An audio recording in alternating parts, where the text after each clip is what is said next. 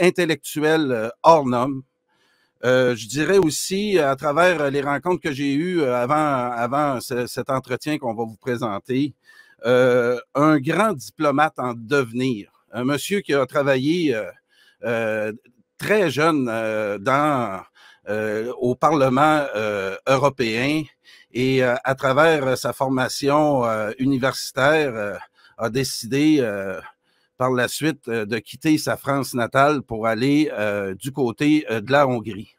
Et vous allez découvrir vraiment quelqu'un qu'on connaît pas du tout, qui, grâce encore une fois au Capitaine Place, on a réussi à avoir cette entrevue. Alors, sans plus tarder, juste avant d'introduire notre invité, je vais demander au Capitaine Place. Capitaine, bonjour tout d'abord.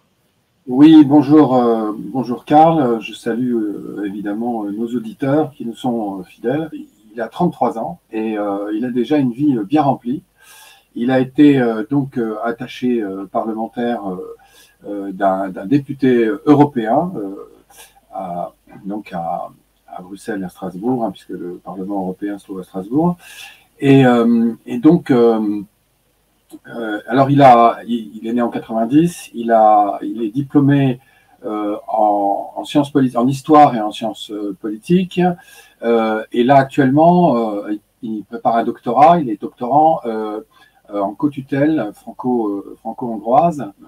Et il est surtout, enfin, maintenant connu pour un essai, il est essayiste, il a écrit un livre sur Viktor Orban, où il remet un peu les choses en perspective, hein, puisque on sait bien que la presse n'est pas tendre avec la presse aux ordres, hein, la presse stipendiée, achetée, vendue, ouais, n'est pas tendre avec Viktor Orban, alors que précisément Viktor Orban, contre vents et marées, sert un des rares chefs d'État qui sert les intérêts de son peuple. Et c'est d'ailleurs ce qui déplaît à la gouvernance mondiale et à leur valet, c'est le mot, de la presse, des médias mensonges, hein, des médias menteurs. Bon. Et donc, la médiacratie. Et donc,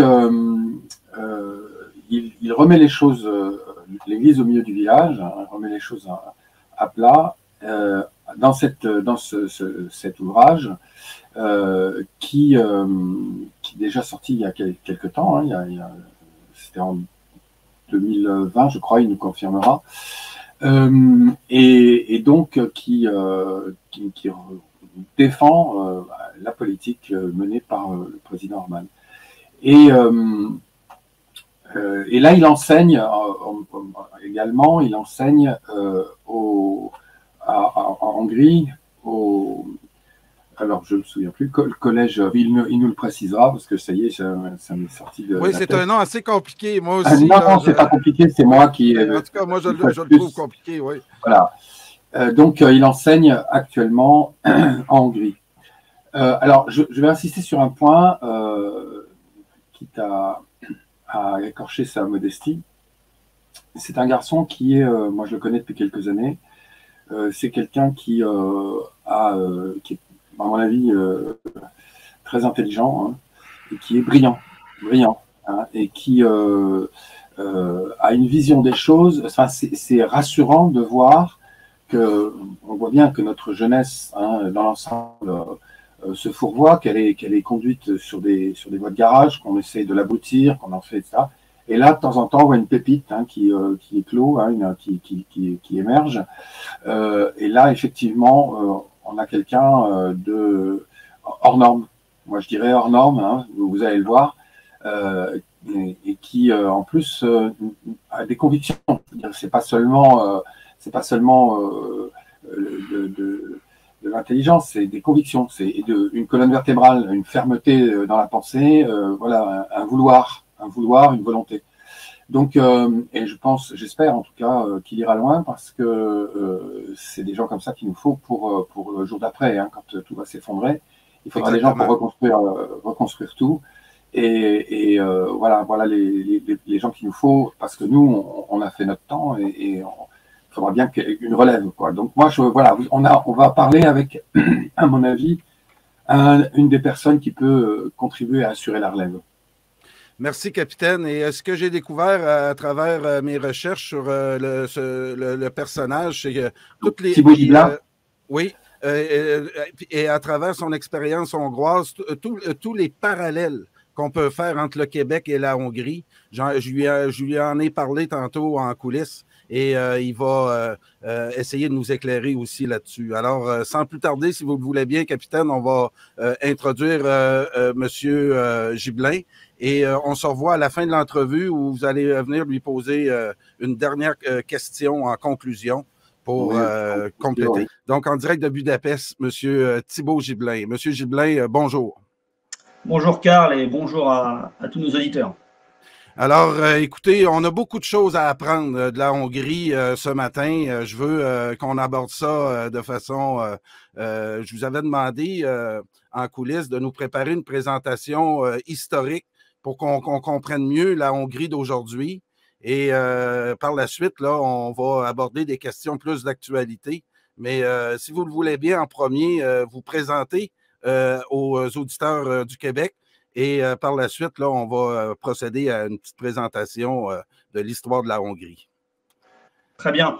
Eh bien, je suis enchanté d'être en votre compagnie ce matin et de pouvoir diffuser quelques informations plus exactes, plus précises sur ce pays méconnu, qui est porteur de tendances, je dirais, nécessaires et fort utiles, non seulement pour l'Europe centrale, mais même au-delà, pour les Européens que nous sommes, même ceux au-delà des mers.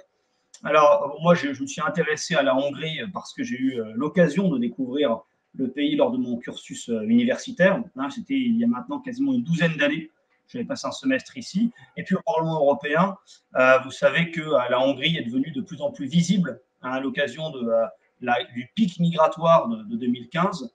Et donc, j'ai eu l'occasion à ce moment-là d'observer combien la réalité de la politique européenne, elle était assumée par des États membres, elle était assumée à l'échelon national, et que la volière du Parlement européen était un lieu de délibération, mais pas de décision, et qu'en plus, c'était des délibérations dans le sens du pire, avec une fusion de l'émotionnel et de l'idéologique qui avait pour conséquence d'ouvrir systématiquement les frontières, alors que la Hongrie a eu le courage d'initier une politique de protection et de respect des lois, en protégeant l'espace Schengen au moyen d'une barrière.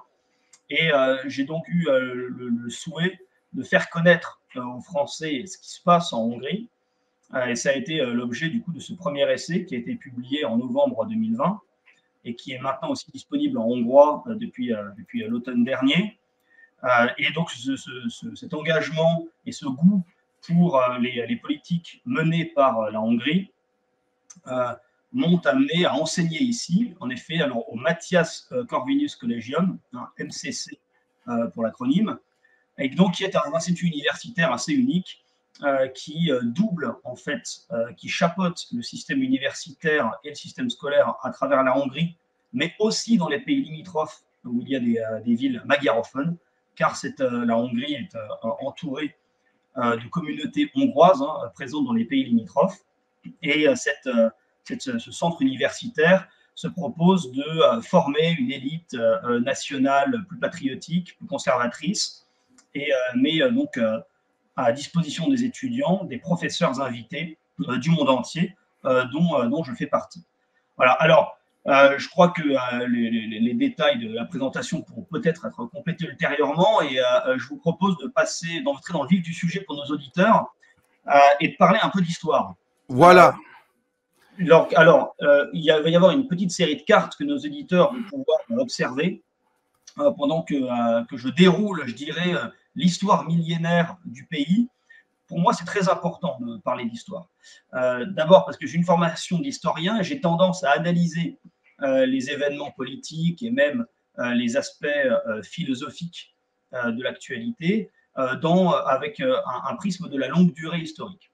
Et c'est précisément d'ailleurs le sens de mon livre, qui est sous-titré « Résurgence de l'Europe centrale » et qui entend étayer combien ce qui se passe en Hongrie en ce moment, c'est en fait un retour à un certain ordre des choses qui avait été éclipsé par le siècle des idéologies, donc ce mortifère XXe siècle.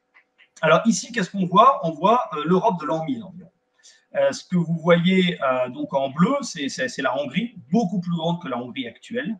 Hein, c'est une Hongrie qui a été grande comme ça pendant environ un millier d'années.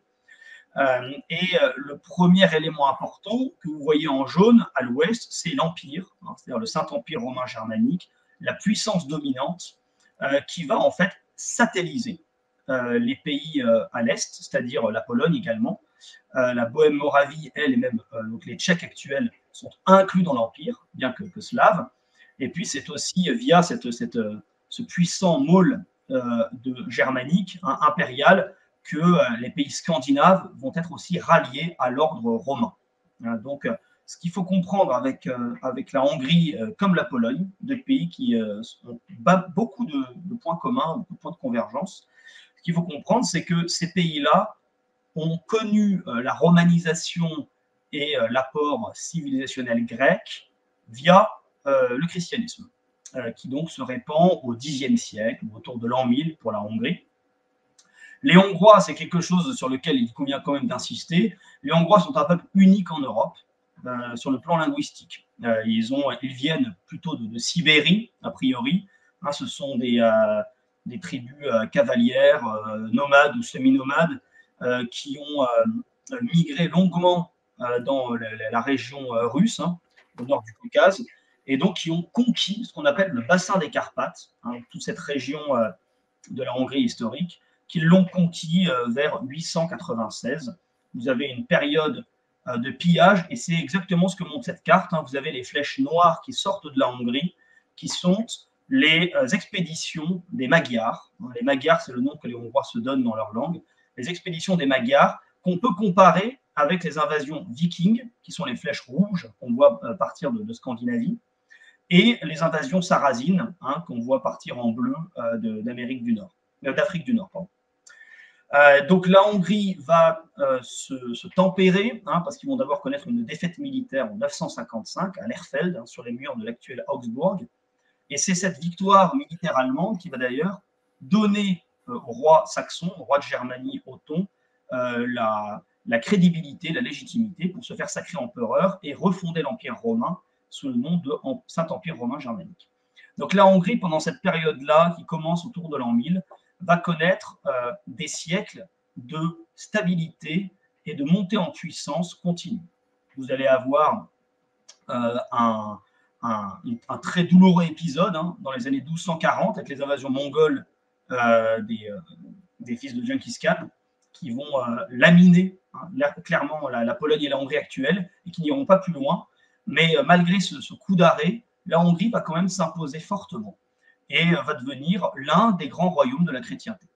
En fait, entre l'an 1000 et l'an 1300 environ, se met en place en Europe centrale, et particulièrement en Hongrie, ce que la France a connu de la conquête des Gaules jusqu'à Philippe le Bel, hein, jusque dans les années 1300. C'est-à-dire l'affirmation de la civilisation européenne, hein, marquée par ce triple effet de l'influence grecque, romaine et catholique, mais pour le coup, les trois dans un seul tenant. Si on passe à la carte suivante, on peut observer que la Hongrie s'est encore étendue, hein, vers 1300. Alors, vers 1300, c'est une période un peu charnière parce que la dynastie nationale des Hongrois, qui s'appelle les Arpades, hein, Arpad est vraiment le chef de guerre qui conquiert la Hongrie dans les années 890. Et là, en 1301, meurt le dernier Arpad. Et donc, ça va être une dynastie française, hein, les Anjou-Sicile, les descendants d'un frère de Saint-Louis, qui vont devenir rois de Hongrie et qui vont s'imposer, vous voyez, sur le littoral d'Almat, sur la côte de l'Adriatique. Vous voyez, alors ça va devenir plus sensible à ce moment-là, mais dès le XIIe siècle, la Hongrie va s'assujettir la Croatie actuelle, et on parlera de deux peuples, une couronne, hein, c'est-à-dire que la couronne de Hongrie va régner. Et donc, dès ce moment-là, on peut considérer que les Hongrois sont un peuple politique et un peuple assez dominateur qui arrive à étendre son hégémonie, hein, sur des régions assez vastes. Il faut quand même comprendre que les Hongrois sont arrivés avec des chariots, un peu comme les Huns étaient arrivés en Europe donc plusieurs siècles avant, mais que, contrairement aux Huns qui vont se disperser et finalement ne pas laisser de traces dans l'histoire, les Hongrois vont non seulement fonder un royaume millénaire, mais en plus, leur langue va prévaloir. En France, les tribus germaniques, au premier rang desquelles les Francs, vont s'assimiler à la France et finalement contribuer à enrichir ce terreau gallo-romain, mais c'est bien une langue issue du bas latin qui prévaudra. Pour la Hongrie, c'est différent. C'est l'aristocratie magyare qui possède le sol par droit de conquête, qui constitue donc une noblesse guerrière et qui exerce vraiment la souveraineté politique, qui élit son roi, et ça va donner cette grande Hongrie médiévale. Alors à cette époque-là, vous voyez que la Pologne, elle, est relativement disloquée. Il y a plusieurs espaces polonais. En gros, c'est dans le bassin de la Vistule que la tribu des Polanes a constitué finalement une unité, notamment face aux dangers germaniques. Mais au début du XIVe siècle, il y a une certaine faiblesse. Et vous voyez la Bohême, qui est juste au nord-ouest de la Hongrie, qui est un royaume tout à fait puissant, intégré au Saint-Empire, mais avec une nation slave qui joue un rôle tout à fait significatif dans l'histoire européenne de l'époque. Ce qu'il y a un peu plus tard dans ce contexte, c'est en 1335 ce qu'on appelle l'Union de Visegrad. C'est l'Union de Visegrad qui est à la racine du groupe de Visegrad actuel, qui est une alliance passée dans le château du roi de Hongrie, au nord de Budapest, à Visegrad, entre les rois de Hongrie, de Bohême et de Pologne. Et cette alliance, c'est en fait un peu l'acte de naissance de l'Europe centrale politique. C'est tout à fait important, puisque c'est la capacité de ces pays à organiser leur intérêt commun face à cette immense puissance qui est le voisinage germanique. Voilà. Alors, la carte suivante. Oui. Et là, on constate en fait que le désastre a eu lieu. En fait, ça s'est passé en 1526. C'est la bataille de Mohács, par laquelle l'Empire ottoman a conquis la Hongrie. Donc, il se trouve que le roi de Hongrie est aussi roi de Bohême, donc de République tchèque. Alors, vous allez avoir du coup l'Empire d'Autriche, en jaune, qui va régner sur une partie de la Hongrie, une bande de terre au nord-ouest. Et l'Empire ottoman qui, lui, va occuper le reste de la Hongrie. Alors, la carte est relativement imprécise parce que vous avez la Transylvanie, qui est une partie quand même autonome, qui paye un tribut à l'Empire ottoman, mais qui n'est pas occupée par les Ottomans. Mais vous voyez quand même cet immense empire. Et ça, c'est quand même quelque chose qui est lourd de conséquences parce que la Hongrie ne s'en est jamais remise. C'est-à-dire que la Hongrie est une vraie puissance politique européenne, une puissance majeure, un acteur dont le roi Mathias Corvin, qui a donné son nom à l'université où je travaille, le roi Mathias Corvin était l'un des souverains les plus importants d'Europe. Il a importé la Renaissance dans les années 1470-80 en Hongrie, à une époque où elle n'était pas encore arrivée en France. Et ce qui se passe après la bataille de Mohács, c'est un renversement complet. C'est une véritable bérésina. Et vous avez en plus une occupation qui est liée au traumatisme de la loi islamique, avec du coup évidemment une infériorité juridique des Hongrois, des chrétiens en général, et un effondrement démographique, une marginalisation complète dans, je dirais, la maturation de cette Europe moderne, mais qui va amener quand même, qui ne va pas durer éternellement. Et c'est en fait en 1686, dans la foulée de la bataille de Kahlenberg, où Vienne a résisté aux Ottomans, que Budapest va être reconquise. Et puis, à la charnière du XVIIe et du XVIIIe siècle, toute la Hongrie va retomber, va tomber sous domination autrichienne, donc être libérée de la férule ottomane. Et c'est dans le sein de l'Empire d'Autriche que la Hongrie va panser ses plaies. La carte qu'on a sous les yeux, c'est une carte qui montre l'Europe telle qu'elle est à l'époque du Congrès de Vienne, c'est-à-dire après les guerres napoléoniennes, en 1815. Et là, ce que vous observez, c'est que l'Empire d'Autriche est en fait divisé en deux parties. Vous avez une partie qui est à l'intérieur du monde germanique, donc c'est ce qu'on appellerait la Cislétanie, du côté ouest de la Léta. Et puis, vous avez de l'autre côté la Hongrie, cette grande Hongrie, avec par ailleurs aussi une région de Pologne, parce que la Pologne a été divisée au XVIIIe siècle par l'Empire russe, le royaume de Prusse et l'Empire d'Autriche.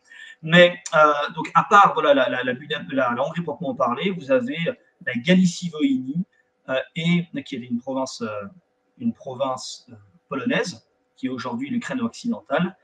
Et vous avez aussi Cracovie, vous voyez, à la limite nord de cet ensemble. Donc Oui. la Hongrie continue à penser ses plaies à ce moment-là. Elle va évidemment regimber beaucoup.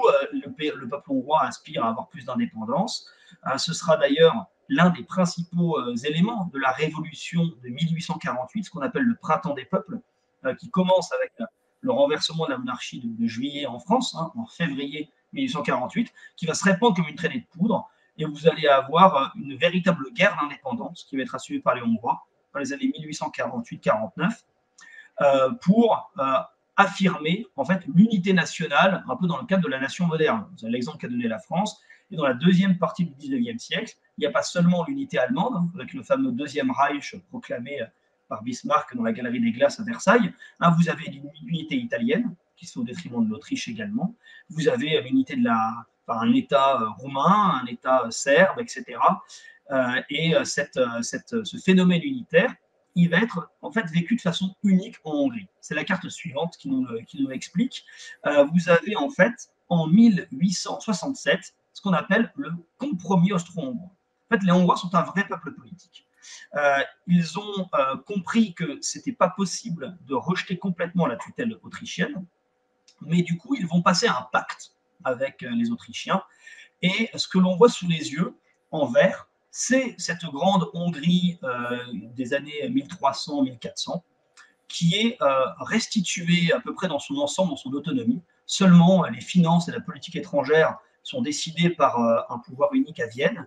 Mais dans le cadre du bassin des Carpates, le royaume de Hongrie retrouve une grande autonomie, et c'est les Hongrois qui assurent leur hégémonie sur les autres peuples, puisque vous avez au nord des Slovaques, au sud, vous avez évidemment en Hachuré, là, vous avez des Croates, vous avez des Serbes, et puis vous avez beaucoup de Roumains, principalement en Transylvanie. Vous le voyez, la Transylvanie, elle est manifestée par un tiret en pointillé qui nous permet de voir que la Transylvanie, en fait, a été fusionnée avec la Hongrie à ce moment-là, mais c'est une région qui a une vraie spécificité culturelle. Et il y a de nombreux Roumains qui vivent en Hongrie. Alors, malheureusement, les tensions nationales sont telles, les revendications pour avoir son État-nation sont si fortes qu'avec la Première Guerre mondiale, tout ça va exploser. Et c'est un peu vraiment le traumatisme de la Hongrie. On le voit à la carte suivante, c'est le traité de Trianon, qui est un véritable traumatisme. Vous avez donc les frontières de la Hongrie antérieure, et puis vous avez la Hongrie restante, en foncé. Complètement enclavée. Elle est complète, c'est ça, complètement enclavée. Et ce que je vous disais, entourée d'elle-même. Vous avez plus d'un demi-million de Hongrois en Slovaquie. En Roumanie, ils sont plus de 1,3 million, mais concentrés dans la partie centrale de la Roumanie, c'est-à-dire ce qu'on appelle le pays sicule. En Hongrie, la Voïvodine, presque près de 300 000, beaucoup moins en Croatie, quelques-uns en Autriche et en Slovénie. Et ça, c'est un traumatisme énorme. Alors, ça va expliquer que pendant l'entre-deux-guerres, l'Allemagne va être une puissance la Hongrie va être une puissance révisionniste qui va s'allier à l'Allemagne, puisque le redécoupage des frontières est une aspiration générale chez les Hongrois. Et évidemment, à l'issue de la Deuxième Guerre mondiale, c'est la tutelle communiste soviétique qui va s'imposer. Et la Hongrie va faire partie de ce qu'on appelle le glacis soviétique, de ces républiques populaires d'Europe centrale. Et la Hongrie va vivre pendant 45 ans à l'ombre du rideau de fer. Et finalement, en 90, ça s'effondre et la Hongrie va jouer un rôle, on y reviendra peut-être, la Hongrie et Viktor Orban jouent un rôle dans l'effondrement du rideau de fer. Et ça nous amène à l'UE actuelle, qui est la dernière carte, qui, vous voyez, avec les couleurs nationales, manifeste les 4 pays du groupe de Visegrad. Donc vous avez la Pologne au nord, qui est le pays le plus important, qui a environ 40 millions d'habitants. Puis vous avez en dessous, au sud-ouest, la Tchéquie, la petite Slovaquie, enfin, qui sépare du coup la Hongrie au sud des autres pays du groupe de Visegrad. Voilà, et ce pays, cette région, c'est environ l'équivalent d'une France métropolitaine à l'est du monde germanique. donc environ 65 millions d'habitants et environ une superficie égale à celle de la France. C'est donc un acteur assez important et c'est ce que j'essaie d'expliquer dans le livre que j'ai écrit, qui est donc la couverture à l'écran, c'est que Viktor Orban est l'homme politique qui réussit à doter cette région d'une certaine logique politique. Et c'est tout l'enjeu, évidemment, de notre époque. Hein, c'est que la Hongrie peut peser dans le concert européen dans la mesure où il y a un consensus régional en Europe centrale. Voilà où je voulais en arriver avec cette petite traversée historique.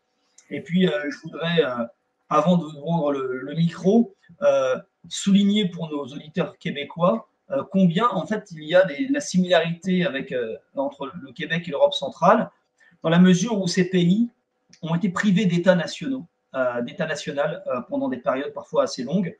Ah, je vous ai parlé du démantèlement de la Pologne à l'époque, du coup, entre la fin du XVIIIe siècle et la Première Guerre mondiale. Pour la Hongrie, quand elle a été laminée par l'Empire ottoman, puis ensuite malmenée dans le cadre de l'Empire autrichien, avant le compromis. Et évidemment, les Tchèques, qui ont aussi connu des périodes de sujétion très longues sous la tutelle autrichienne. Dans ces moments-là, les nations ont existé en tant que communauté culturelle. Elles n'avaient pas d'élite politique souveraine, mais ce qui s'est maintenu à travers l'histoire, c'est la conscience de l'appartenance à un même peuple.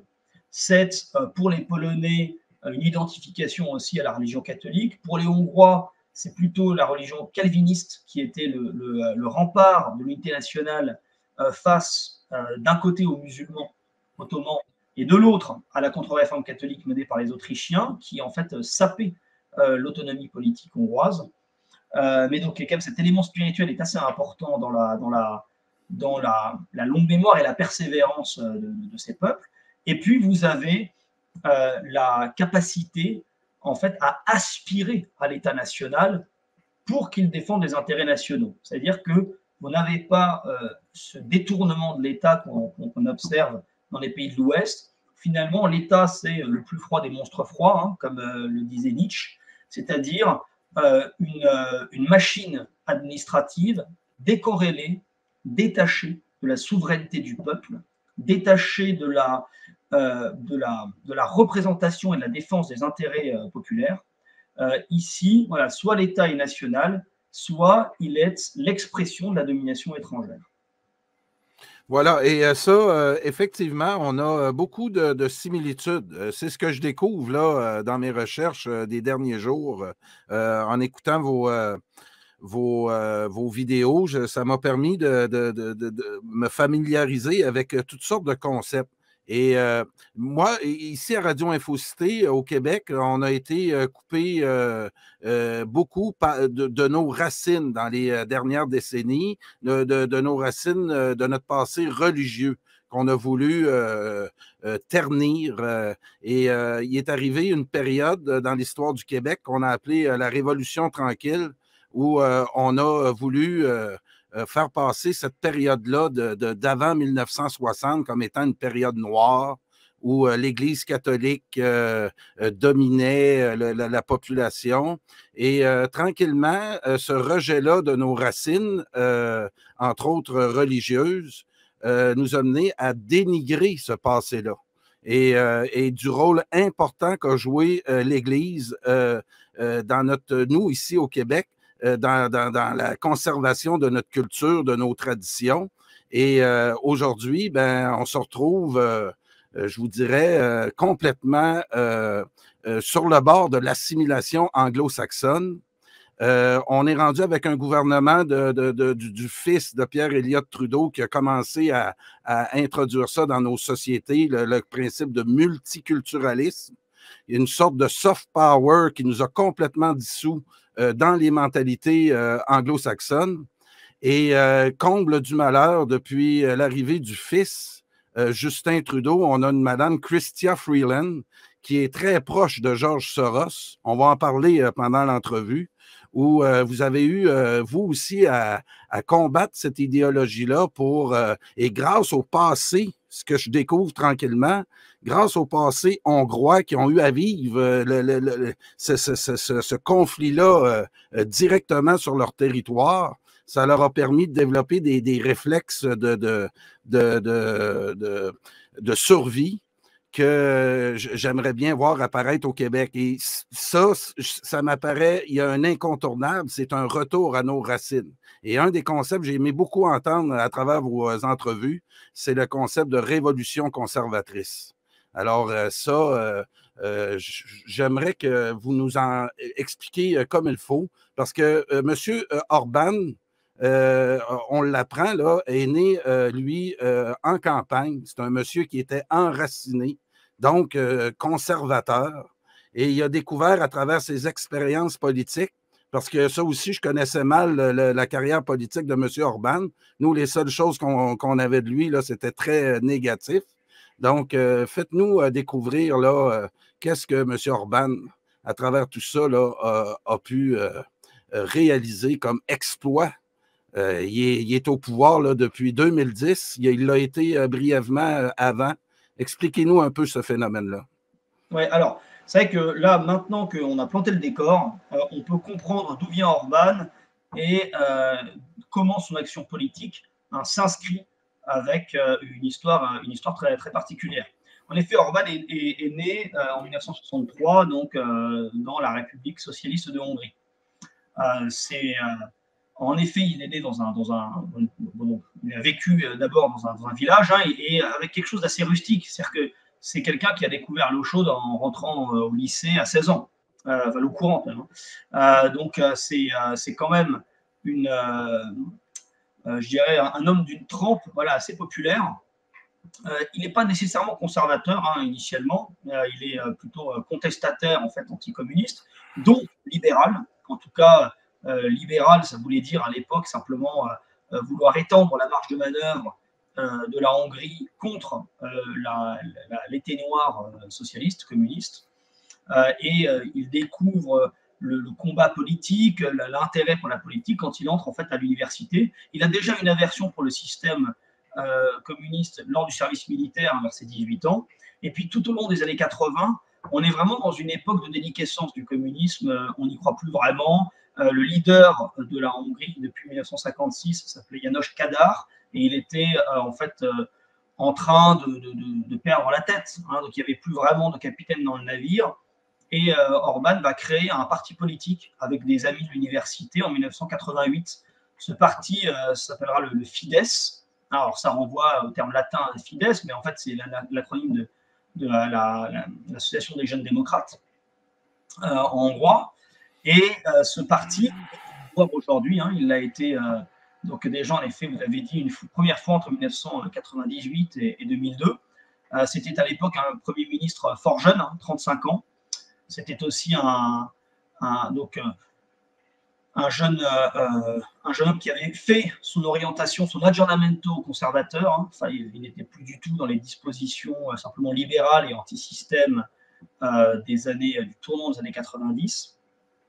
Simplement, il n'avait pas encore la maturité politique et cette expérience a tourné court. Voilà, il perdra les élections d'après et ça va beaucoup lui apprendre, notamment en termes de dureté de l'environnement politique. Ce sera la fin de la naïveté. Et quand il revient au pouvoir avec un raz-de-marée énorme électoral en 2010, il obtient les 2/3 des sièges à l'Assemblée, donc une majorité constitutionnelle. Et donc c'est vraiment en 2010 que commence, je dirais, la réorientation politique et historique de la Hongrie, puisque c'est une période où, vous savez, le fameux TINA de Margaret Thatcher, There is no alternative, est quand même très écaillé, très ébranlé. Il y a eu la crise de 2008, il y a le sentiment que le modèle occidental est à la dérive, et donc que face à ces dysfonctionnements, il y a des traditions nationales qui peuvent prévaloir, qui peuvent revenir en force.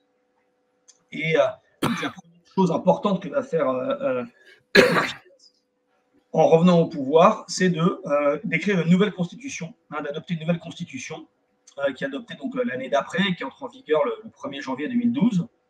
Et il faut bien comprendre que Viktor Orban a réussi à enraciner le pouvoir de façon démocratique. C'est-à-dire que le Fidesz renouvelle sa victoire à la majorité des 2/3 en 2014. Il la renouvelle encore en 2018 et il l'a encore renouvelée en 2022, alors qu'on sortait des années Covid, qui avaient été évidemment traumatisantes et qui évidemment suscitent une forme de colère. Et puis, c'était aussi le contexte de la guerre en Ukraine, mais où finalement Orban a très tôt plaidé de manière nette pour la paix. Pour la paix, c'est-à-dire soutien humanitaire aux Ukrainiens, mais pas de livraison d'armes et plaider pour se mettre autour de la table de négociation le plus tôt possible. Et cette approche-là a convaincu les électeurs hongrois bien plus que le parti de la guerre, qui, avec une approche très, très humanitariste, finalement plaidait de s'entraîner dans un conflit dont évidemment les perspectives sont terribles et que la Hongrie n'a pas les moyens d'assumer. Et un des critères qui nous permettrait d'accéder à un État français ici en Amérique, dans une mer anglo-saxonne, c'était de développer un groupe d'hommes d'affaires, d'hommes d'État patriotiques, de développer une jeunesse patriotique qui allait assurer le développement de l'État français.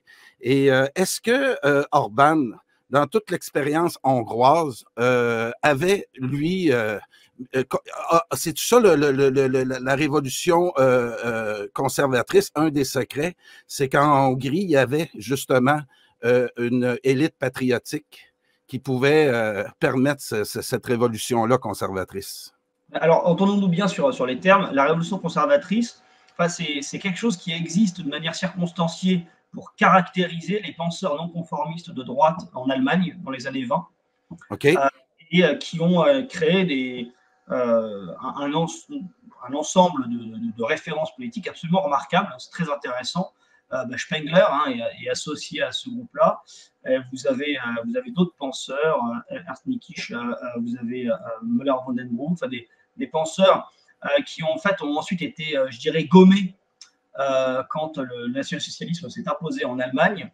C'est des gens qui ont réussi à penser l'articulation des fondamentaux conservateurs et des besoins ou des réalités de la société industrielle.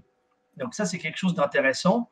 La Hongrie est traditionnellement un pays qui est assez lié à l'Allemagne, tout simplement parce qu'ils avaient cette communauté politique avec cette puissance allemande qui était l'Autriche pendant de longs siècles. Et puis vous avez une continuité territoriale. Vous avez aussi le rôle de tutelle en termes de puissance politique qu'exerçaient les Hongrois comme les Autrichiens sur leurs voisins slaves. Donc, c'est des choses qui les rapprochent relativement. Ce qui est unique pour les Hongrois, c'est qu'ils ont cette identité nationale beaucoup plus fragile, beaucoup plus vulnérable que l'immense ensemble allemand. Et du coup, qui a aussi une pensée peut-être plus unitaire. L'Allemagne a connu, au fil de son histoire, des tendances qui maintenaient une grande diversité interne au monde germanique. La Prusse et la Bavière, ce n'est pas la même chose, par exemple. Et alors que pour les Hongrois, le sentiment du conservatisme, de la pensée liée à l'héritage traditionnel, c'est quand même une expression forte et sincère de l'identité nationale. Vous avez, en fait, quasiment pour certains Hongrois, l'identité hongroise est la véritable source spirituelle. Vous avez d'ailleurs des singularités linguistiques et culturelles hongroises qui favorisent ce sentiment d'identification qui est très fort et très évident et qui renforce de manière, je dirais, assez convaincante tout l'arsenal politique d'ordre plus législatif. Les Hongrois s'appuient sur une conscience nationale qui a, c'est ce que j'appelle la double appartenance. C'est vrai pour la Hongrie, c'est vrai aussi peut-être pour les autres pays de la région, mais de façon un peu moindre. C'est que vous avez à la fois le sentiment d'être une communauté originelle, c'est-à-dire que les origines des Hongrois se perdent dans la nuit des temps, un peu d'ailleurs comme les Polonais qui sont issus du bassin de la Vistule et qui sont de véritables autochtones voilà, de l'Europe centrale, et comme les Allemands également, hein, comme les Allemands. Mais chez les Hongrois, vous avez aussi très fortement cette identification à la civilisation européenne.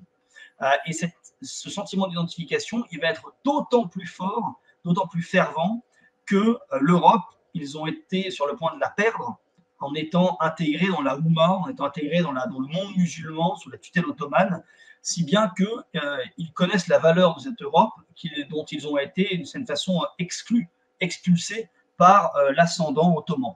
C'est un peu la même chose, d'ailleurs, par rapport aux Polonais, qui, tout slaves qu'ils sont, c'est-à-dire comme les Russes, ont développé un sentiment d'appartenance très fort à la chrétienté d'Occident et se définissent du coup par opposition aux Russes. Si bien qu'aujourd'hui, vous avez un sentiment d'appartenance européenne qui est beaucoup plus fort chez les Polonais que chez les Allemands qui ont honte d'être Allemands et donc qui par définition ont honte d'être Européens. Alors que les Polonais comme les Hongrois, par la fierté nationale qu'ils manifestent, ils nourrissent leur identité européenne et l'identité européenne du continent tout entier. Voilà, donc cette révolution conservatrice, je suis d'accord que le terme peut être à peu près appliqué à la Hongrie, mais il faut bien comprendre que c'est bien l'identité nationale qui est à la racine de ce mouvement.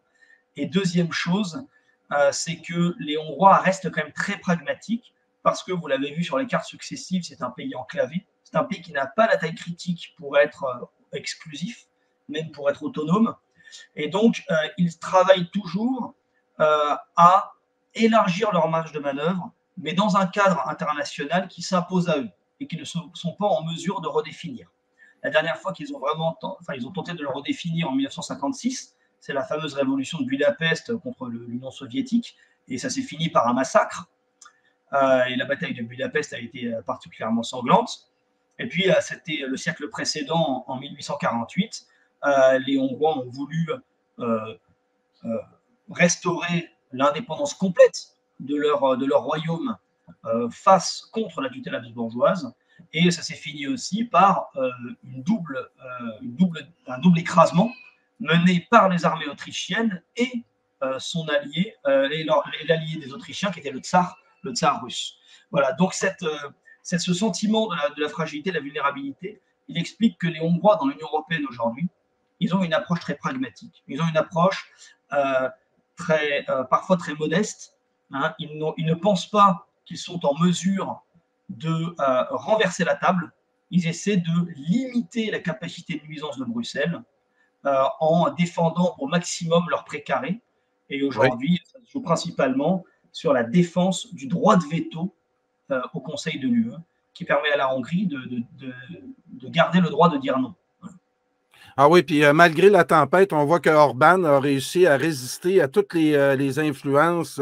On va en parler un peu plus tard, mais c'est très intéressant, moi, du côté du Québec, d'observer cette société-là d'environ 10 millions d'habitants qui a conservé sa langue, sa culture et ses racines religieuses. C'est un phénomène très intéressant. C'est ce qui a déjà fait la splendeur de notre société ici, puis qui, par contre, ces dernières décennies, semble tranquillement là, se fondre dans l'Empire anglo-saxon. Je veux en parler justement, M. Gibelin, les valeurs conservatrices de la Hongrie. On l'a vu là, avec Orban, sont en conflit direct souvent avec l'Union européenne, entre autres, sur la question identitaire. C'est ces deux fronts que ici au Québec, on est un laboratoire du multiculturalisme, du LGBTQ. La colonie canadienne-française, le Québec, est souvent le laboratoire de cette manœuvre. Et donc, parlez-nous un peu de cet historique-là qui souvent est abordé ici de façon négative. Essayez de nous faire comprendre comment Orban réussit à garder un fragile équilibre dans ce monde où il reçoit toutes sortes d'attaques de tous les niveaux. Parlez-nous-en un peu. Je vais faire un petit rappel historique, hein, parce que c'est vrai que c'est important de comprendre que les sociétés françaises et hongroises ne vivent pas dans la même temporalité. C'est-à-dire qu'il faut bien saisir qu'au moment où la Révolution française se trame, vous êtes donc à une époque où la Hongrie est pleinement dans un ordre féodal, et il y a une tentative de modernisation de la Hongrie qui est tentée par Joseph II, le souverain autrichien qui vit à cette époque-là, et il se heurte à la persistance et la fronde des nobles hongrois qui refusent absolument de laisser un État absolutiste autrichien détruire les lois traditionnelles de la Hongrie. Donc vous avez là-bas, enfin ici en Hongrie, vous avez une aristocratie qui joue encore son rôle et qui est très imbue de ses droits et alors le peuple hongrois est devenu, si je puis dire, un mix de l'Europe centrale. Il n'y a pas vraiment très limité de parler d'ethnie hongroise, c'est un ensemble, mais il y a quand même cette conscience qu'ils sont les descendants des conquérants magyars, qu'ils possèdent ce pays par droit de conquête et que c'est eux qui décident. Vous avez une multitude de diètes, de parlements provinciaux qui décident de la loi et qui sont les seuls citoyens de ce pays. Dans les années 1860, et finalement né véritablement Budapest par la construction du premier pont qui reliait les deux rives du Danube, entre Bouda et Pest. Ça donnait Budapest. Eh bien, ce pont, il était hors de question pour les nobles de payer un péage pour le traverser, parce que c'était des nobles, ils n'avaient pas à le payer. Donc, vous avez cette conscience nobiliaire qui est quand même très enracinée. Et ce qu'on appelle l'Ancien Régime, qui donc en France a disparu avec la Révolution française, en Hongrie, il s'est maintenu. Il s'est maintenu jusqu'à la Première Guerre mondiale. Si bien qu'au moment où la Troisième République défaisait la France pour fabriquer la République, et en créant un sentiment d'appartenance nationale qui était fondé sur le mythe constitutif de la Révolution française, vous aviez en Hongrie la continuation du même ordre social, la continuation de la même loyauté à la dynastie Habsbourg, qui était empereur à Vienne et roi en Hongrie. Vous aviez cette même aristocratie qui étaient les cadres de la nation, à une époque où c'était plutôt les radicaux socialistes, francs-maçons, qui formaient l'armature politique de cette France républicaine. Et cette tendance s'est poursuivie en fait jusqu'en 1945. C'est-à-dire que la Hongrie, quoique diminuée, est restée un royaume. Les Alliés interdisent à la Hongrie d'avoir un roi, mais dans ce cas-là, leur chef d'État était un régent, le régent Miklos Horthy, en attente du retour du roi. Et ça n'a été détruit que par le triomphe des communistes. Alors, vous avez une première république en Hongrie qui a duré quelques semaines, qui était une dictature bolchevique en 1919, mais donc qui a simplement laissé un souvenir désastreux. Et vous avez cette deuxième république qui était en fait le régime communiste fantoche de Moscou. Et puis, du coup, vous comprendrez aisément combien les ressorts politiques et sociaux et culturels étaient encore très vivants, très vivaces, que la cendre couvait, la braise couvait sous la cendre. Et comme 1990, ces tendances se sont manifestées à nouveau. Et elles ne se manifestaient pas chez le Fidesz. Le Fidesz étant un parti de jeunes interdit aux plus de 35 ans, elles se manifestaient chez le MDF, c'est-à-dire le Forum démocratique hongrois, qui était le parti de la droite classique, qui a renoué avec une existence politique. Et finalement, le Fidesz a absorbé le MDF, donc ce parti conservateur, au fur et à mesure des années 90. Et aujourd'hui, le Fidesz contrôle les 2/3 de l'hémicycle. Et à la droite du Fidesz, il y a un parti d'extrême droite qui s'appelle Miazank, Notre Patrie, Et vous avez dans l'opposition libérale de gauche un ancien parti d'extrême droite qui s'appelle le Jobbik, qui est sur des positionnements politiques qu'on caractériserait en France d'extrême droite.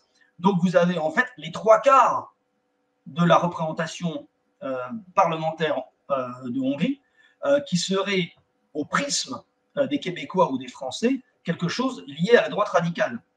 Donc là-dessus, vous comprendrez aisément pourquoi le wokisme ne tient pas. Pourquoi est-ce que ces tentatives de sabordage de la matrice culturelle hongroise semblent être un agent extérieur qui n'arrive pas vraiment à faire souche. Alors, ça rencontre des adeptes, hein, notamment à Budapest, donc dans les classes jeunes des métropoles, puisque ce sont les classes les plus exposées.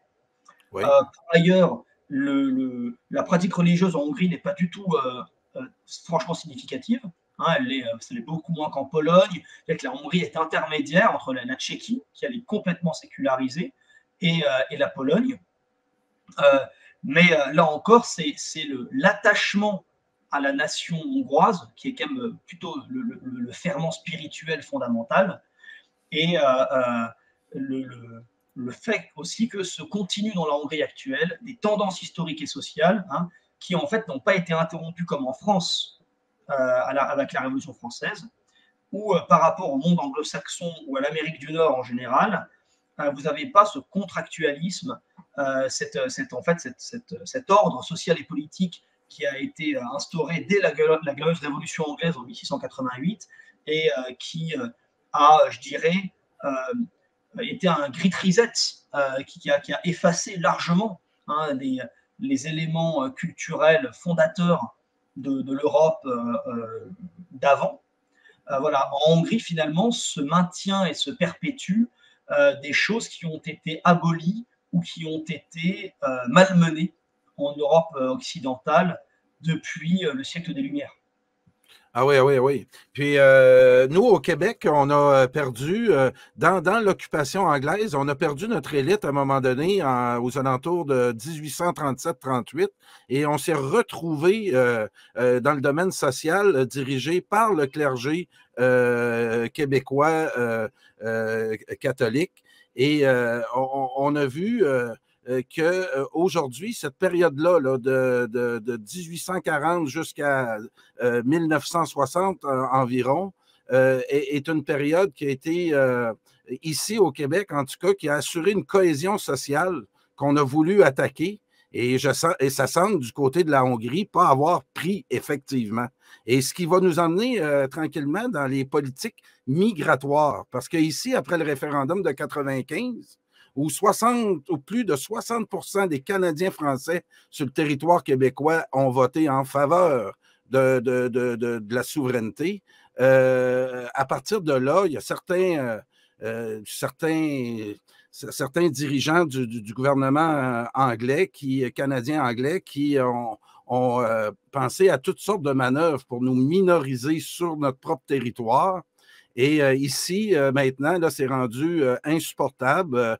On a appris la semaine dernière que, je ne sais pas si vous connaissez, mais en tout cas, ici au Québec, on connaît bien, puis on peut faire des similitudes avec la Hongrie. On a le chemin Roxham, où c'est une passoire là, qui est située entre le Québec et les États-Unis. Et les gens, en toute liberté, peuvent passer ces douanes illégales-là, maintenues par le gouvernement canadien. Et là, on a appris cette semaine que le gouvernement de l'État de New York paye le transport aux réfugiés là-bas pour les emmener au chemin Roxham et nous les emmener ici au Québec. Alors, ici, ça réagit beaucoup, mais on est occupé ici par effectivement une gauche radicale qui nous empêche d'aborder ce sujet-là. Et on a un gouvernement canadien avec Mme Freeland, très proche de George Soros, qui est beaucoup dans ce dossier-là, qui fait qu'on ne peut qu'observer. Tandis qu'en Hongrie, vous avez une expérience migratoire que j'aimerais que vous expliquiez au peuple québécois qui nous permettrait peut-être d'avoir des clés de solution à ce phénomène.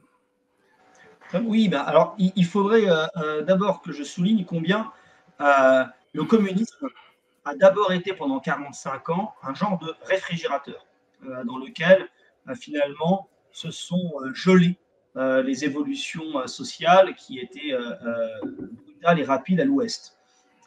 C'était un système qui était dysfonctionnel, c'était un système communiste qui était perçu comme médiocre et profondément pernicieux pour les libertés nationales, mais ça a été en fait beaucoup moins destructeur, beaucoup moins, si je puis dire, cancérigène que la société de consommation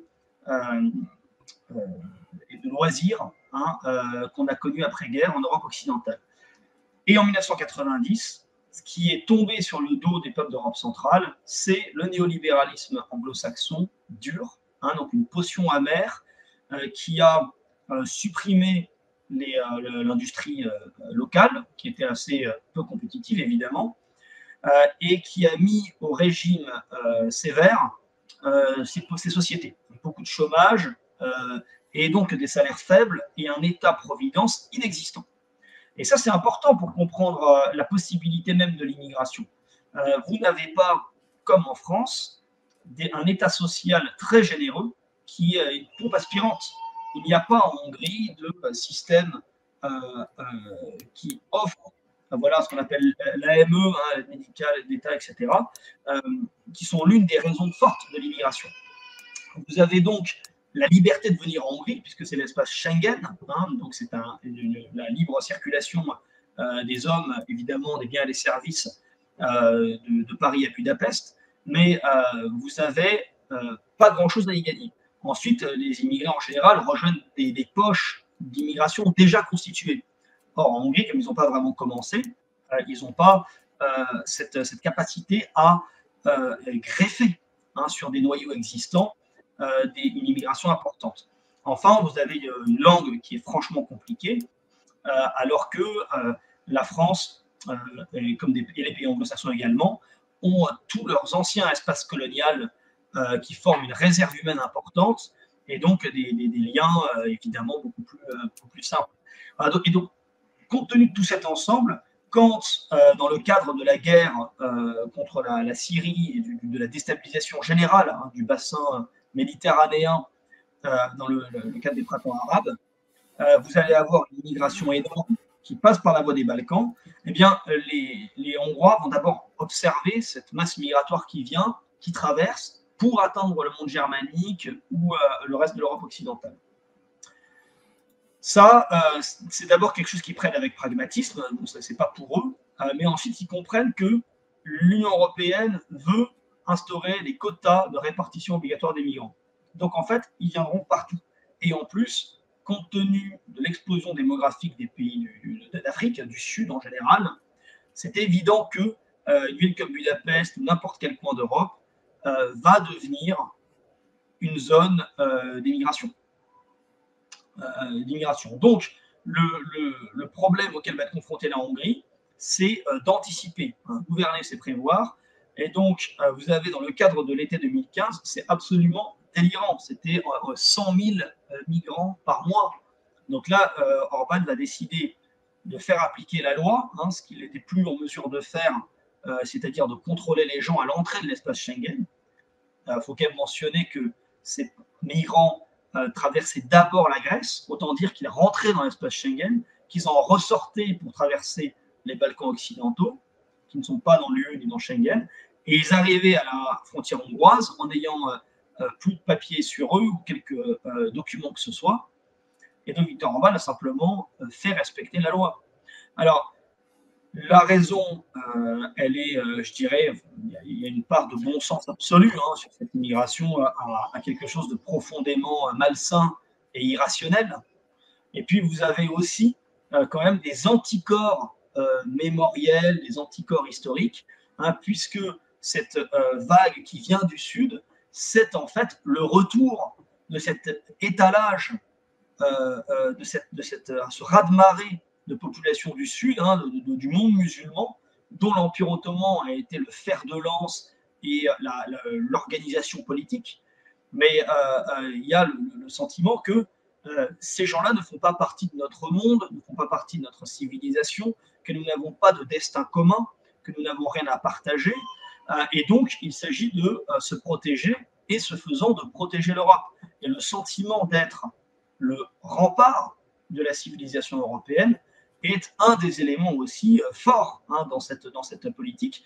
Et c'est très dérangeant pour les pays d'Europe centrale, et notamment pour la Hongrie. C'est très dérangeant de constater qu'un pays comme la France, qui a évidemment à son actif d'avoir arrêté les Arabes à Poitiers en 732 et d'avoir été la principale pourvoyeuse de croisés au Moyen-Âge, de voir que cette France-là, bien à rebours de reconnaître que la Hongrie joue ce rôle de rempart civilisationnel et de cultiver du coup des liens d'estime et d'appartenance commune à la situation européenne, et bien que la France, elle, s'inscrit dans un tout autre rapport à l'histoire et à la civilisation et se perçoit comme une nation mondiale tout à fait décorrélée d'une communauté nationale ethnoculturelle et qui s'inscrit dans un perpétuel devenir qui est évidemment détaché de notre commun patrimoine européen.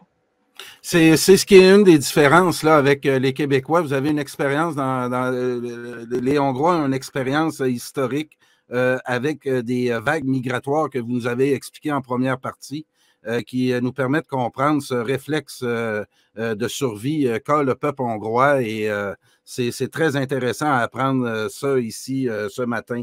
L'autre chose, Monsieur Gibelin, c'est l'immigration fait ressortir essentiellement l'Europe centrale et c'est Orban qui est l'emblème de tout ça. Par rapport à la Hongrie, la Pologne, tous les pays là, de ce bloc central-là, parlez-nous un peu de la différence hongroise et de la position d'Orban sur l'Ukraine.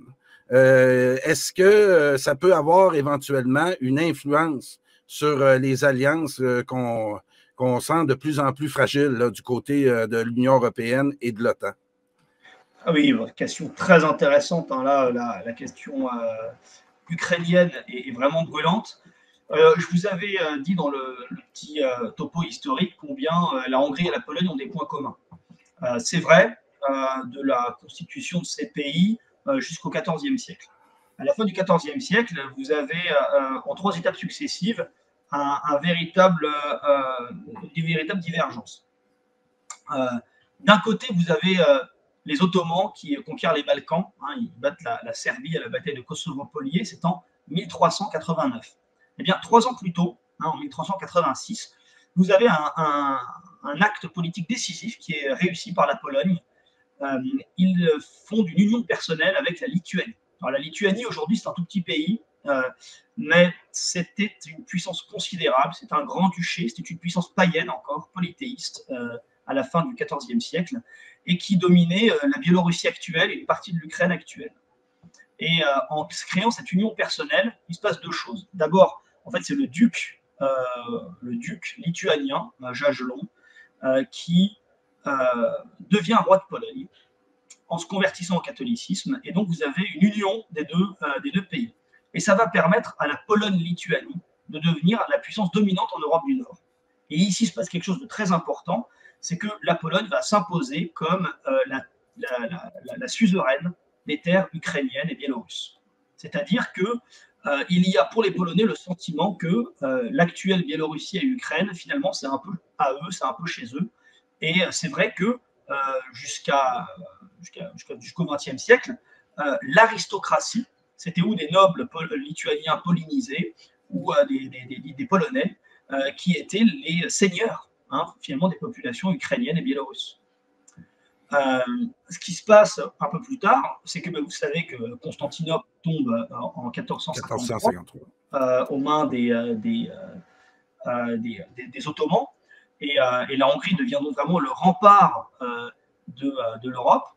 Et à ce moment-là, la Pologne, elle arrive vraiment à surclasser l'ordre teutonique, donc ce qui va donner la Prusse, etc. À la fin du XVe siècle, elle est vraiment la maîtresse de toute l'Europe du Nord et elle domine ses Allemands. Et enfin, quand en 1526, la Hongrie est conquise par les Turcs, eh bien, au contraire, les Polonais, eux, obtiennent, c'est la veille de l'année précédente Mohács, en 1525, vous avez la réforme protestante qui se répand partout, vous avez le grand maître de l'ordre teutonique qui se convertit, qui embrasse la réforme, et pour résister à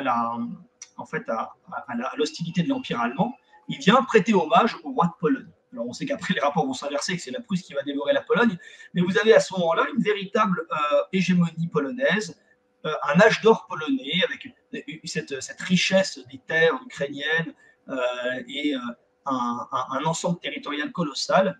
Et pour comprendre la divergence qu'il y a entre les Polonais et les Hongrois aujourd'hui, il faut bien comprendre que le rapport à l'Est, le rapport au voisinage slave oriental est radicalement différent. Les Hongrois n'aiment pas particulièrement les Russes, ils s'en méfient, ils ont subi les armées du Tsar au XIXe siècle qui ont écrasé la révolte hongroise, ils ont évidemment subi l'armée rouge, donc ils s'en méfient. Mais il n'y a pas de traumatisme fondamental. Ils peuvent le gérer avec pragmatisme. De même qu'ils gèrent avec pragmatisme d'ailleurs la Turquie d'Erdogan. Ils ne sont pas du tout dans un rapport de défiance. Il y a de la défiance, mais ils savent faire de la politique quand même.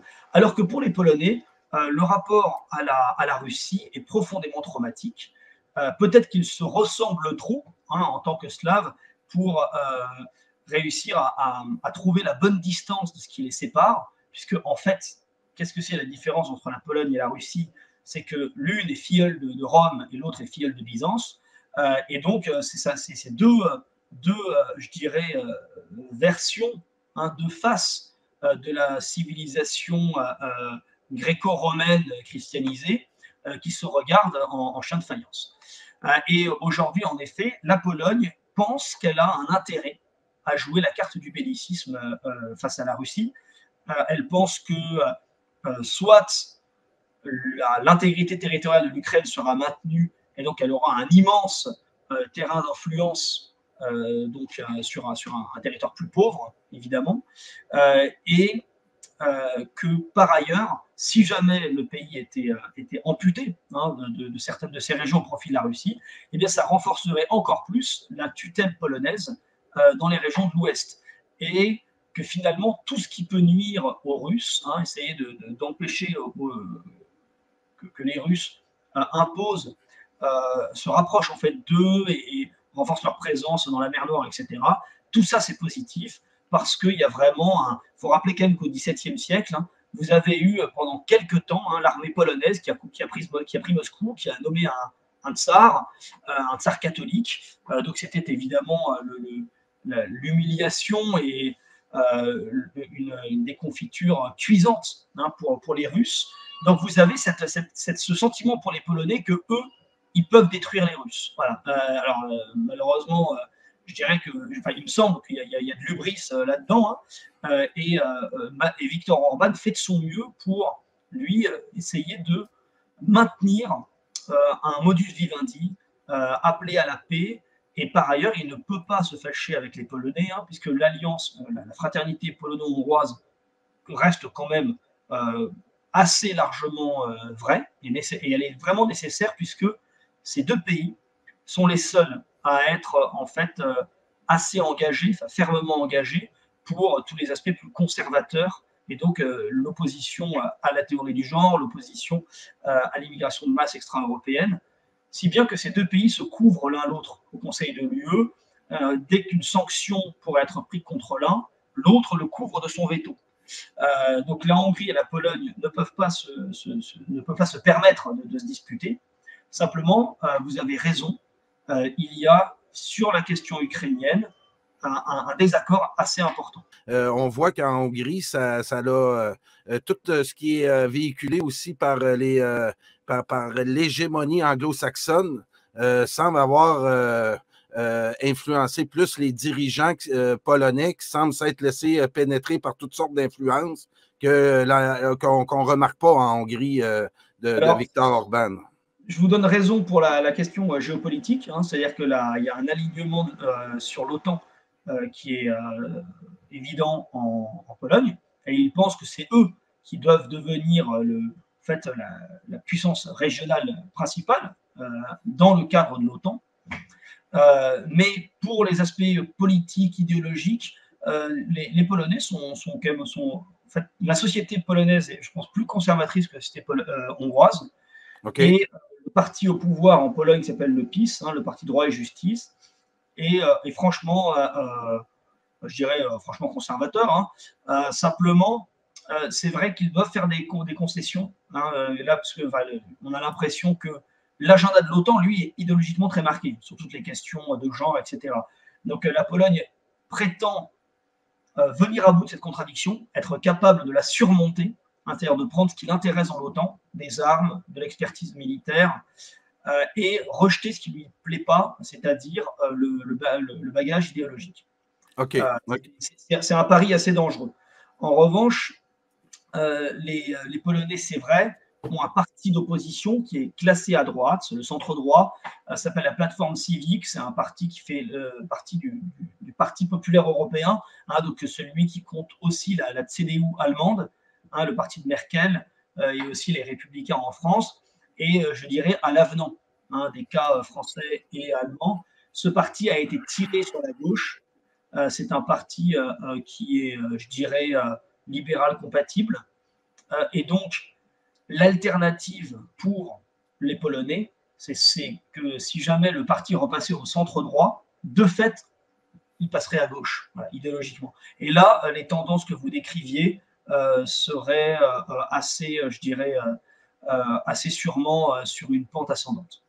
En tout cas, on remarque à tout le moins, M. Jubelin, que l'état de la russophobie en Pologne semble bien se porter, contrairement en Hongrie. Complètement. C'est vraiment, ce que je vous en ai expliqué. Oui, c'est ça. Et c'est vrai que, alors en Pologne, je pense que la population est peut-être plus divisée, et notamment les Polonais le font. Donc, cet engagement militaire très franc, ils le font pour eux, ils ne le font pas, je dirais, pour l'Ukraine en tout cas. C'est-à-dire qu'il n'y a pas d'estime particulière des Polonais pour l'Ukraine. Ils ont toujours considéré les Ukrainiens comme une région, je dirais, relativement attardée par rapport à la Pologne. Et vous avez d'ailleurs un compromis, une union, un compromis qui va étendre le catholicisme dans toutes les régions polonaises. Il y avait vraiment le sentiment de, finalement, au XVIIe siècle, de ramener à la normalité et à la vérité des populations égarées. Alors bon, ça va pas fonctionner, à part notamment pour l'ouest de l'Ukraine actuelle, la Galicie-Volhynie, vous avez une église uniate. Mais il y a quand même un complexe de supériorité polonais très clair à l'égard des Ukrainiens. Et donc, les relations ne seront pas du tout nécessairement apaisées ou constructives une fois la guerre terminée. Pour terminer, Monsieur Jubelin, on a à travers mes recherches, j'ai vu aussi qu'on a une connaissance commune entre le Québec, et le Canada et la Hongrie, qui est George Soros et son influence sur la gouverne mondiale. Et je sais que Viktor Orban, en matière d'immigration, a eu à en découdre avec George Soros. Comme dernière question, avant de faire venir monsieur le capitaine Place avec nous, on se posait la question avant l'élection là, en Hongrie, remportée encore par M. Orban, si Orban perd, c'était le retour de Soros en Hongrie. Expliquez-nous l'influence, entre autres, des ONG que Orban semble avoir aussi du coin de l'œil.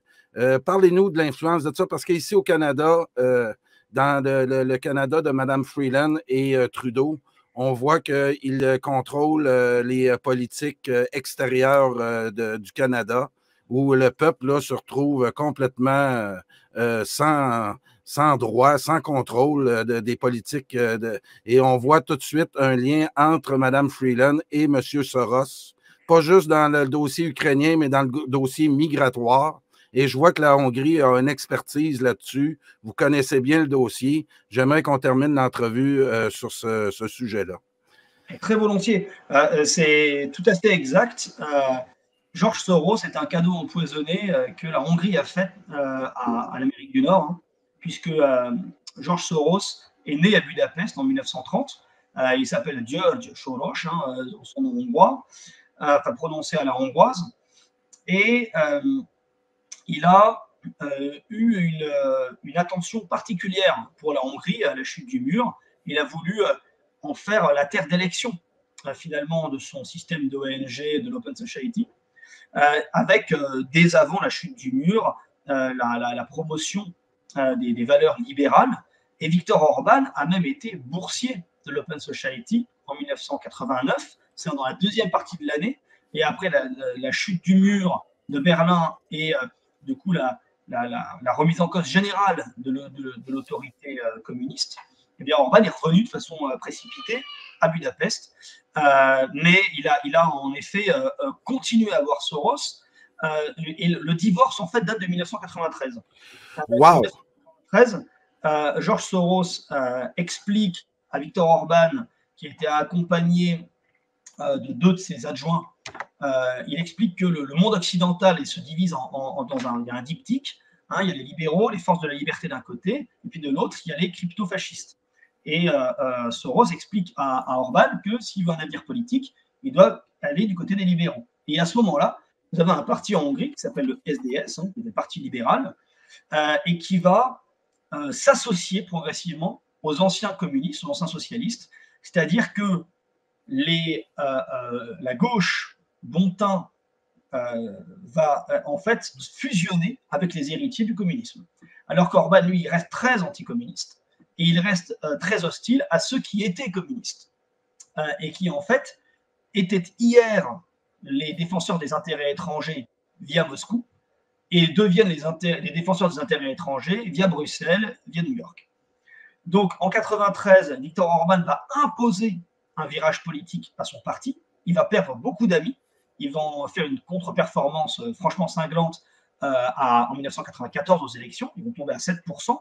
Mais Orban va mettre au premier rang des priorités de créer un parti qui soit conservateur.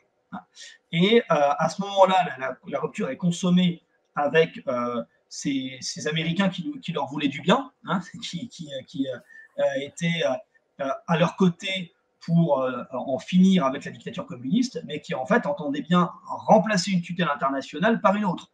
Et Orban va devenir, de façon, je dirais, de plus en plus affirmée, le défenseur des libertés nationales contre toutes les influences étrangères, ce qui fait que comme la Hongrie est elle-même pas assez forte pour être pleinement autonome, ça signifie répartir les partenariats de la meilleure façon possible. Et par exemple, pour les énergies, c'est aujourd'hui s'entendre bien avec l'Azerbaïdjan, avec la Turquie, pays par lequel transitent ou proviennent des hydrocarbures.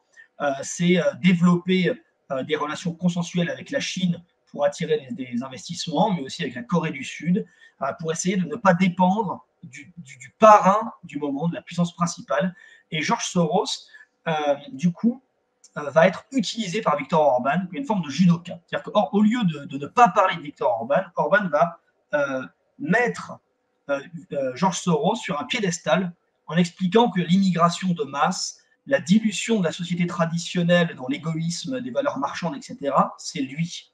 Et il l'appelle l'oncle George, l'oncle George. Voilà, c'est-à-dire que les Hongrois vont avoir un nom hongrois, un personnage qui est né à Budapest, et même Viktor Orban ne va pas avoir peur des raccourcis, mais c'est de la politique efficace. Il va parler du plan Soros, et il va placarder dans toute la Hongrie non au plan Soros, et il va faire même une consultation nationale en expliquant aux gens ce que veut Soros. Ça va remplir l'Europe de migrants, etc. Et il va demander aux gens, est-ce que vous voulez qu'on applique le plan Soros? Évidemment, consultation et très nettement un plébiscite pour Orban, avec donc un appui démocratique évident. Et donc, Viktor Orban, si vous voulez, et George Soros mettent un petit peu, s'érigent en figure tutélaire, voilà, de deux tendances possibles. Alors, alors que le conflit, bon, il est quand même théâtralisé, c'est une opposition qui est assez théâtralisée. Mais pour Viktor Orban, Soros a été le moyen de fabriquer un épouvantail et de donner un visage à des tendances qui sont globalement délétères et globalement nuisibles à l'intérêt national hongrois.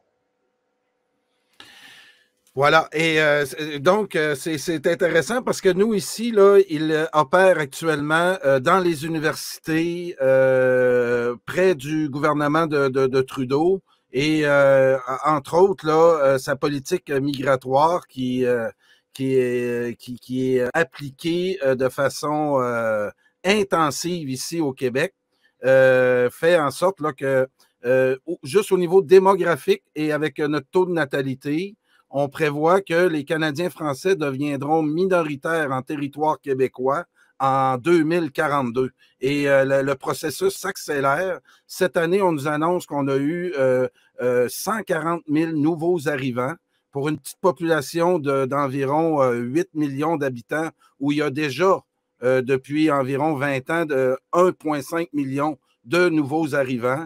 Des phénomènes là, de fusillade à Montréal, maintenant, c'est rendu un phénomène quotidien. Et malgré ça, le groupe de Soros et le gouvernement canadien tient encore une fois le gouvernement québécois en otage là-dessus.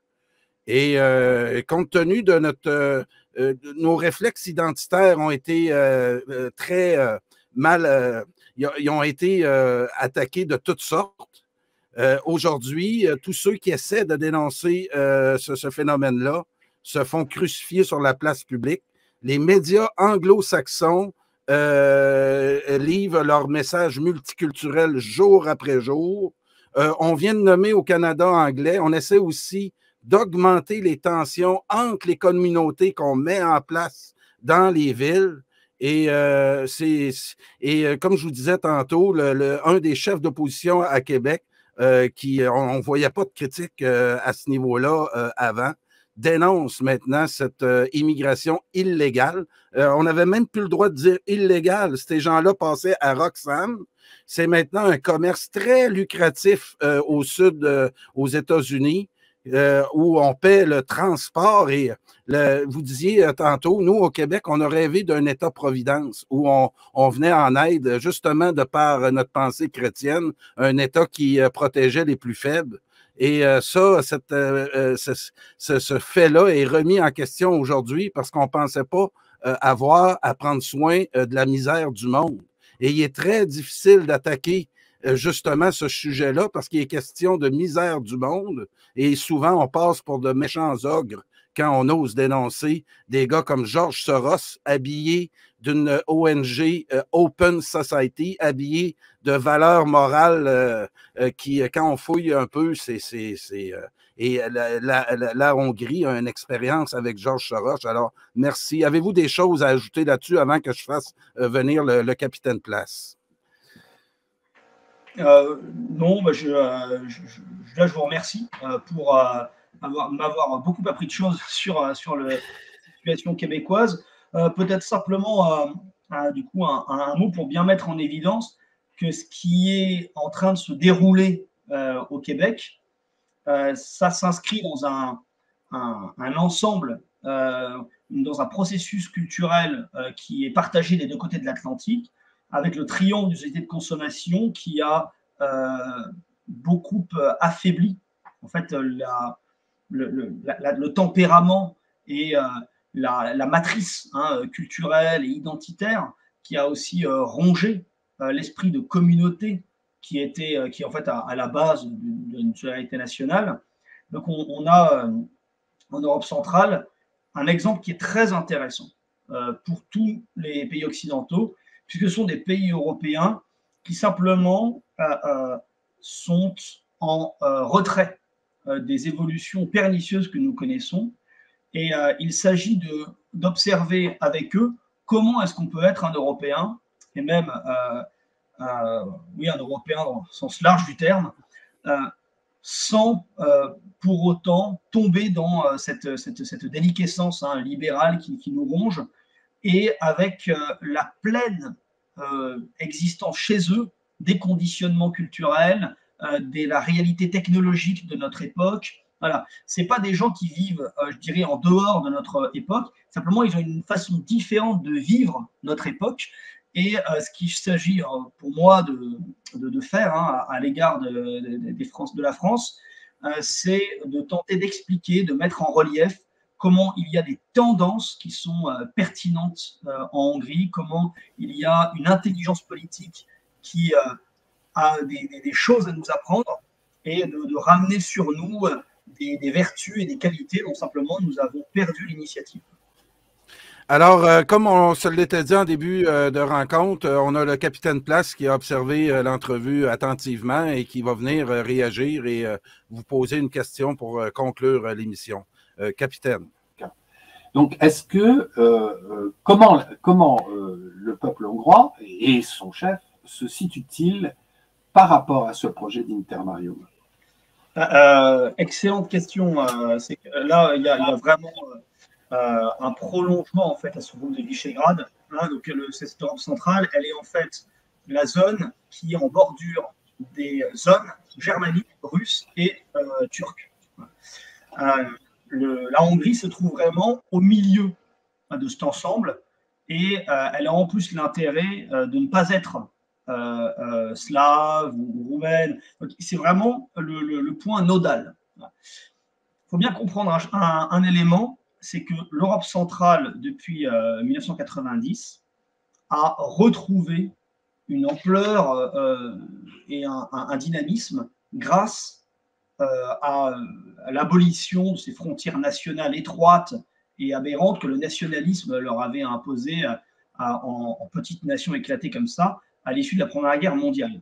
Mais cette unité retrouvée, elle se fait sous tutelle américaine, elle se fait sous parapluie américain. Et donc, pour eux, la réalité, c'est que la présence américaine permet de tenir l'Allemagne, permet de maintenir à distance les Russes, et les Turcs sont neutralisés puisqu'ils font partie de l'OTAN.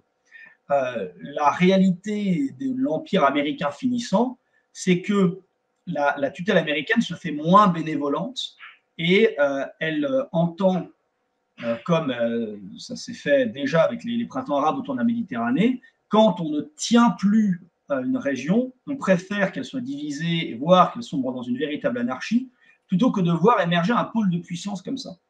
Si jamais les Polonais sont dans le nouvel allié américain dans la région, c'est précisément parce que les Polonais ne sont pas encore à ce niveau de développement, de prospérité et de puissance qui ferait qu'ils seraient plus puissants que l'Allemagne. La Pologne est à peu près 2 fois moins peuplée que l'Allemagne. Et ensuite, l'industrie allemande, c'est quelque chose de colossal, et ça fonctionne en tandem avec l'énergie russe. Et donc, c'est précisément l'objet de ce conflit en Ukraine que d'opérer, d'imposer le divorce de cet ensemble continental. Et de ce point de vue-là, cet Intermarium n'est pas l'expression de la solidarité et des intérêts centro-européens. C'est davantage un moyen de division de l'ensemble continental, et donc d'abord penser au détriment des Russes et des Allemands. Mais en fait, cet ensemble est très vaste. C'est-à-dire que là, quand on parle du groupe de Visegrad, on parle d'environ 65 millions d'habitants, avec cette intégration commune à la chrétienté occidentale dès le Moyen-Âge qui leur confère des repères culturels franchement proches.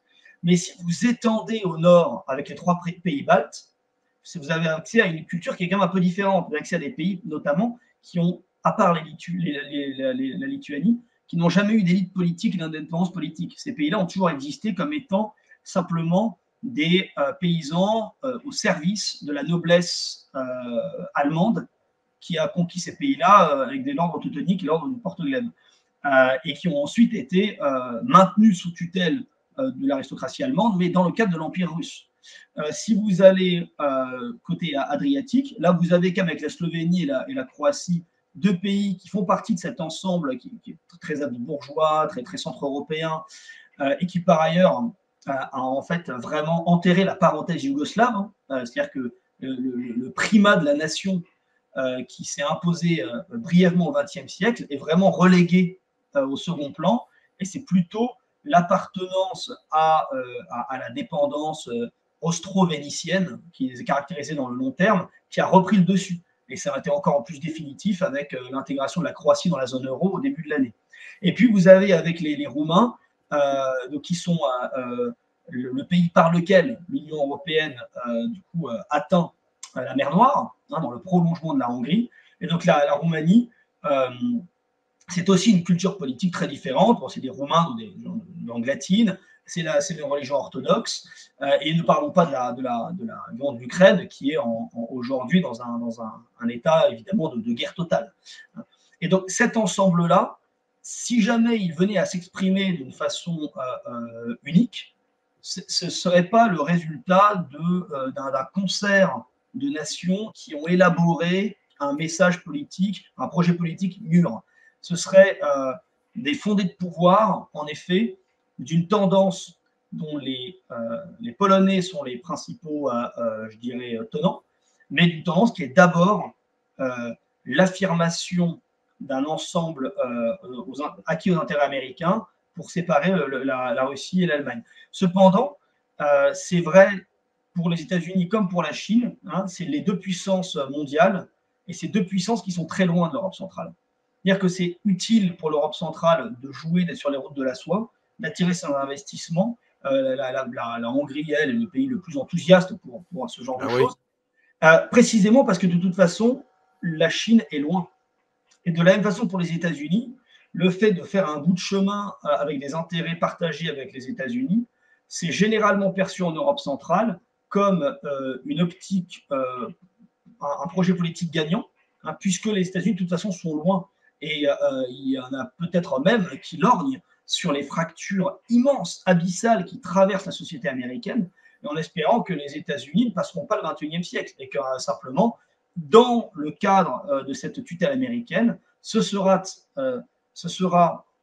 élaboré, ce sera mis en place un ensemble centre-européen qui pourra ensuite voler de ses propres ailes. Voilà. Mais il faut, je dirais, procéder par ordre. Et donc l'intérêt de l'Europe centrale, c'est d'abord de parier sur le groupe de Visegrad, qui est un lobby qui peut être important à l'échelle de l'Union européenne, et avoir de façon, je dirais, ad hoc, des rapports de connivence avec les voisins régionaux. Et ce ne sera pas forcément les mêmes avec les pays de l'Adriatique, hein, donc Slovénie, Croatie, qu'avec les pays de la Baltique. Aujourd'hui, je dirais qu'il ne faut pas avoir les choses en blanc ou en noir, hein. Pour ces pays d'Europe centrale, les deux réalités coexistent. Voilà. L'union de l'Europe centrale, c'est d'un côté leur assurance d'exister dans le concert européen, voire international, et c'est vrai que c'est également un projet qui est pensé par les États-Unis pour l'intérêt américain, en pariant sur du coup une division de l'Europe et un moyen de nuire aux intérêts, simplement même à l'existence même d'une industrie allemande. Donc ces tendances-là sont en fait cohabitent. Voilà. Et c'est pas soit une ligne va prévaloir, soit l'autre ligne va prévaloir.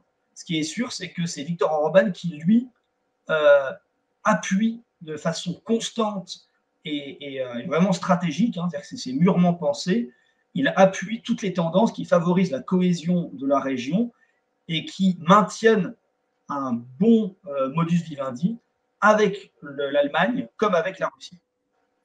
C'est-à-dire, c'est l'idée, non mais ce qu'il vient de dire, c'est fondamental. C'est qu'il y a deux tendances, effectivement. L'intermarium peut être utilisé comme un fossé ou comme un pont.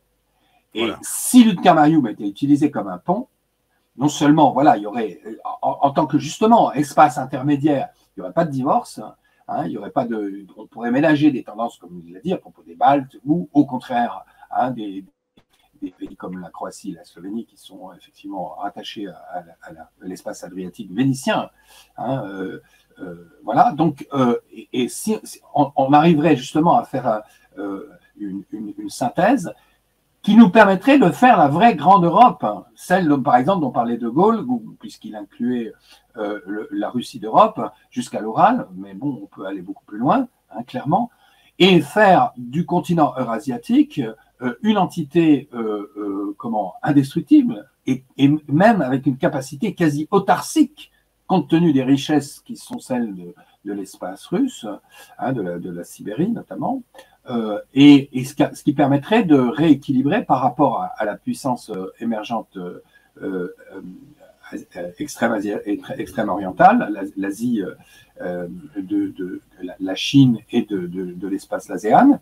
Donc ça permettrait de rééquilibrer. L'Europe, en tout cas, l'Europe ou l'Eurasie pourrait être, disons que l'Europe redeviendrait la puissance d'équilibre qu'elle aurait dû être. Et compte tenu de cela, un partenariat équitable, donc paisible, pourrait s'établir avec la Russie. Voilà, si on a des dirigeants en Europe centrale vigilants comme Orban, conscients des enjeux et aussi à l'abri des intérêts extérieurs, qu'on est vraiment centré sur nos intérêts et les intérêts de collaborer entre ces nombreux pays-là de cette région-là, ben, c'est tout le monde qui en ressort gagnant. On comprend très bien ça. Merci, capitaine, tout d'abord. Et merci à M. Gibelin en direct de Budapest qui a pu nous éclairer comme il faut sur cet échange Québec-Hongrie. Merci beaucoup, M. Gibelin. Puis j'espère pouvoir compter sur éventuellement sur une autre présence pour, entre autres, parler du dossier ukrainien qu'on n'a peut-être pas abordé suffisamment aujourd'hui, mais que vous avez sûrement. Oui. C'était un premier contact. Thibault, évidemment, tu es le bienvenu. J'insiste sur un point pour nos auditeurs. J'espère que nos auditeurs se rendent parfaitement compte que là, le débat est d'un autre niveau que ce qu'on entend, que les inepties qu'on entend. Je ne sais pas si c'est le fruit de la paresse intellectuelle ou si c'est le fruit, au contraire, d'une total manque d'expertise ou de la vassalité. Je pense que c'est en fait multifactoriel, c'est un peu des trois. Mais voilà, l'émission à laquelle qu'on vient de faire, là, elle n'a rien à voir avec ce qu'on voit partout ailleurs. Voilà, capitaine, oui, allez-y, monsieur. Je vous remercie de votre invitation donc avec plaisir pour réagir sur votre antenne. Et puis je vous recommande aussi la lecture de l'essai qui peut peut-être compléter tout ce que nous avons dit.